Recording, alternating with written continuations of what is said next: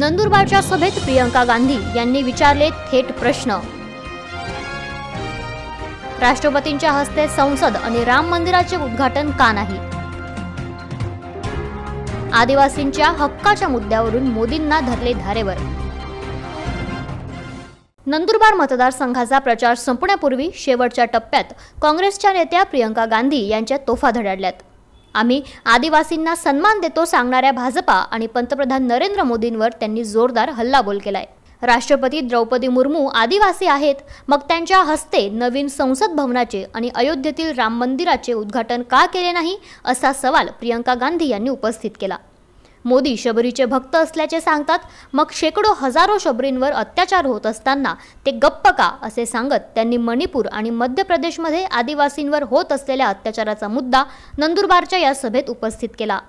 मुळात आदिवासी संस्कृतीच बदलण्याचा प्रयत्न भाजपा करीत असल्याचा आरोप देखील श्रीमती गांधी यांनी केला।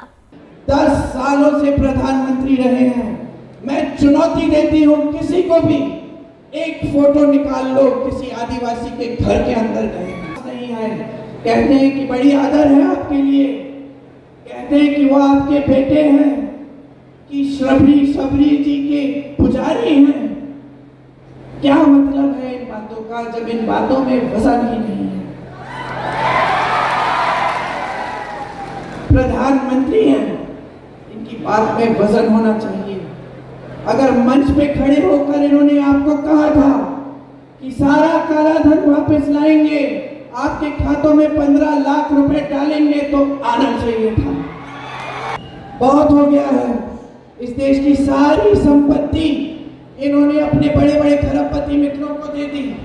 देश का कोयला, देश की सड़कों का ठेका, देश की बिजली, देश के हवाई अड्डे, देश के बंदरगाह, ये किसके थे? मोदी जी के थे, जेब से निकाले थे उन्होंने। इस देश की जनता ने अपनी मेहनत से बनाए,